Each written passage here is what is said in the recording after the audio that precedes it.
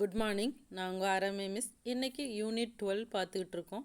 நம்ம ஏற்கனவே சொல்லியிருக்கோம் என்ன பார்த்துக்கிட்டு இருக்கோம் அப்படின்னா, அதாவது எப்படி தனிமங்களை நாம் கண்டுபிடிச்ச 118 தனிமங்களை எந்த பேசிஸில் ஃபஸ்ட்லேருந்து வகைப்படுத்தி வச்சுருக்காங்க அப்படிங்கிறது தான் பார்த்துக்கிட்டு இருந்தோம்.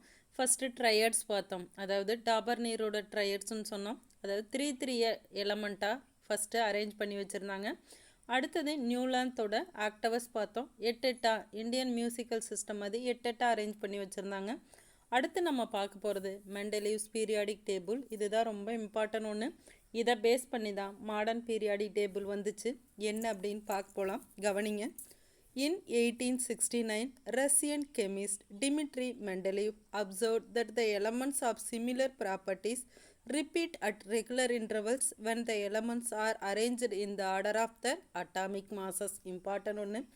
அட்டாமிக் மாஸ் நமக்கே தெரியும், அணு நிறை. அதாவது ஒரு தனிமத்தில் இருக்கிற புரோட்டானோட நிறையும் நியூட்ரானோட நிறையும் சேர்த்துனா அதைத்தான் நம்ம அணு நிறைன்னு சொல்லுவோம், அட்டாமிக் மாஸ்ன்னு. இப்போ இவர் என்ன பண்ணார் அப்படின்னா, பொதுவாக தனிமங்களை அட்டாமிக் மாஸை வச்சு அரேஞ்ச் பண்ணிட்டு வரும்போது ஒரு குறிப்பிட்ட டைம் இன்டர்வலுக்கு அப்புறம், அதாவது ஒரு குறிப்பிட்ட இடைவெளிக்கு அப்புறம் ஒரு தனிமத்தோட பண்பும் இன்னொரு தனிமத்தோட பண்பும் ஒரே மாதிரி இருக்கிற மாதிரி இவருக்கு கிடச்சிது. கவனிங்க. Based on this he propose the law periodicity important ஒன்று, ஆவர்த்தன பண்பு, which states that the physical and chemical properties of the element are the periodic functions of their atomic masses. இவர் சொன்ன கருத்து என்ன அப்படின்னா, அதாவது ஒரு தனிமத்தோட இயற்பியல் வேதியியல் பண்புகள் அந்த தனிமத்தோட அணு நிறைய பொறுத்து தான் மாறும் அப்படிங்கிறத பேஸ் பண்ணி தான் இவரோட பீரியாடிக் டேபிள் அமைஞ்சது. அதனால தான் அதை என்ன சொல்கிறார் அப்படின்னா பீரியாடிசிட்டி அப்படின்னு சொல்கிறார். கவனி. He arranged 56 elements known at the time according to his law of periodicity. Important ஒன்று. அப்போ கிடைச்ச 56 தனிமங்களை இந்த அட்டாமிக் மாஸை பேஸ் பண்ணி அரேஞ்ச் பண்ணி வச்சார். This was best known as the short form of periodic table. Important ஒன்று. இதுதான் ஒரு பெஸ்ட் வே. அதாவது புதுசாக வர மாடர்ன் பீரியாடிக் டேபிளுக்கு இதுதான் ஒரு ஷார்ட் ஃபார்மாக இருந்தது. எது? மெண்டலீவ்ஸோட பீரியாடிக் டேபிள். கவனிங்க. Features of Mendeleev's periodic table. Features அப்படின்னா பண்புகள். மெண்டலீவ் ஆவர்த்தன அட்டவணையின் பண்புகள் என்னென்ன, அவர் எதை பேஸ் பண்ணி அடுக்கி வச்சாரு, எப்படி அடுக்கி வச்சாரு அப்படிங்கிறத பார்க்க போகிறோம். ஃபர்ஸ்ட் பாருங்கள். It has 8 vertical columns called groups. குரூப்ஸ்னால் தொகுதிகள். மேலிருந்து கீழே வர மாதிரி இருக்கிறதுக்கு பேர் தொகுதி. மொத்தம் எத்தனை தொகுதி வச்சுருந்தாருன்னா 8 தொகுதி வச்சுருந்தாரு. And 7 horizontal rows called periods. Horizontal நமக்கு தெரியும், கிடைமட்டமாக இடமிருந்து வளம் போகிற மாதிரி கிடைமட்டமாக இருக்கிற வரிசைகளுக்கு தான் பீரியட்ஸ்ன்னு பேர். இவர் அரேஞ்ச் பண்ணினதில் 8 குரூப்ஸும் 7 பீரியட்ஸும் இருக்கிற மாதிரி பீரியாடிக் டேபிளை அரேஞ்ச் பண்ணார். Each group has 2 sub groups A and B.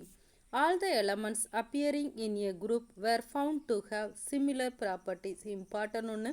ஒவ்வொரு குரூப்புக்கும் சப்ஸ் குரூப் வச்சார், A and pin.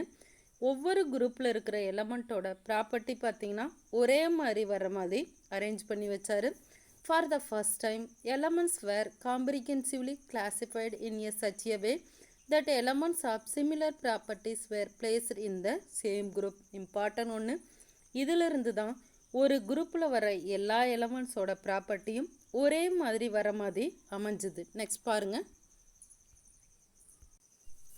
It was noticed that certain elements could not be placed in their proper groups in this manner. The reason for this was wrongly determined atomic masses. Consequently, those wrong atomic masses were corrected. Example, the atomic mass of beryllium was known to be 14. Mendeleev reassessed it as 9 and assigned beryllium a proper place. Important ஒன்று. இவர் atomic mass வைஸாக arrange பண்ணிட்டு வரும்போது சில எலமெண்ட்ஸோட atomic mass wrong அப்படிங்கிறத அப்போ தான் தெரிஞ்சுது. எப்படி அப்படின்னா, ஃபஸ்ட்டு அவர் அரேஞ்ச் பண்ணுற சமயத்தில் பெர்லியத்தோட அட்டாமிக் மாஸ் என்னென்னு இருந்துச்சு, 14 இருந்துச்சு. அப்போ 14 வர இடத்துல நைட்ரஜனுக்கு தான் 14 அட்டாமிக் மாஸ் நமக்கு தெரியும். அப்போ நைட்ரஜனை வைக்கிறதா பெர்லியத்தை வைக்கிறதான்னு ஒரு கன்ஃபியூஸ் ஆயிடுச்சு. அப்போ ஏதோ ஒரு எலமெண்ட்டோட அட்டாமிக் மாஸ் ராங்குங்கிறது கண்டுபிடிச்சார். அப்போ பெர்லியத்தோட அட்டாமிக் மாஸ் ராங்குங்கிறத கண்டுபிடிச்சு அதை வந்து கரெக்டான அட்டாமிக் மாஸை கண்டுபிடிச்சாரு. அப்போ 9 தெரிஞ்சதுக்கப்புறம் 9th பிளேஸில் அட்டாமிக் மாஸ் 9 எந்த பிளேஸில் வருமோ அங்கே கொண்டு போய் பெர்லியத்தை வச்சார். அதாவது இவரோட பீரியாடிக் டேபிள் வந்ததுக்கப்புறம் தான் தவறாக இருக்கிற எலமெண்ட்டோட அட்டாமிக் மாஸ் எல்லாம் கரெக்டாக சரியாக வந்து கண்டுபிடிச்சு வைக்க முடிஞ்சுது. அடுத்தது பாருங்கள், columns where left vacant for elements which were not known at the time and their properties also were predicted. This have motivation to experiment in chemistry. Example, Mendeleev have names ஈகா, அதாவது எக்ஸாம்பிள் புதுசாக கண்டுபிடிக்கிற தனிமத்தை வைக்கலாம். Aluminium. Listen பண்ணுங்க. அதாவது இவரோட குரூப்ஸில் பார்த்தீங்கன்னா நிறையா ஸ்பேஸை வந்து எம்டி பிளேஸ் வச்சுருந்தார். எதுக்கு அப்படின்னா அப்போ பார்த்தீங்கன்னா கிட்டத்தட்ட 56 எலமெண்ட்ஸ் தான் தெரிஞ்சிருந்தது. அதுக்கப்புறம் பார்த்தீங்கன்னா இன்னும் புதுசாக எலமெண்ட்ஸ் கண்டுபிடிச்சா அதே டேபிளில் அரேஞ்ச் பண்ணுறதுக்கு நிறைய empty ஸ்பேசஸையும் வச்சுருந்தாரு.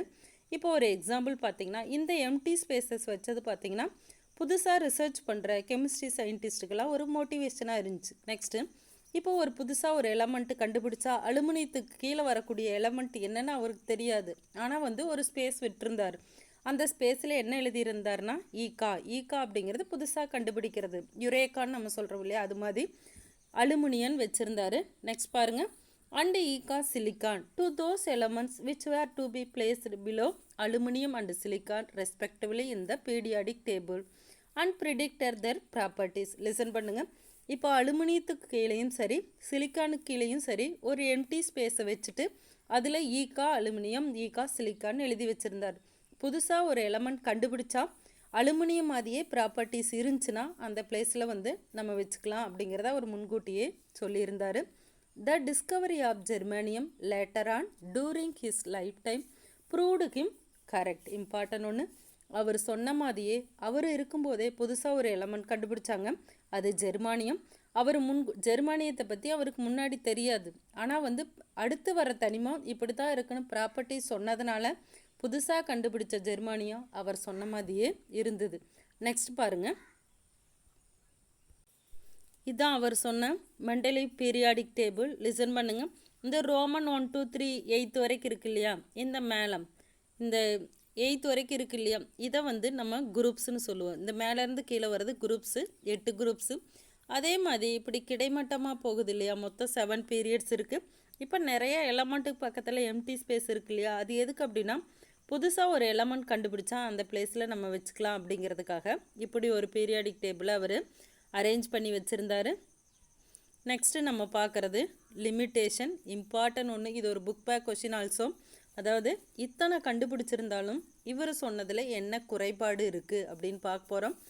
Elements with large difference in properties were included in the same group. Example, hard metals like copper and silver were included along with soft metals like sodium and potassium.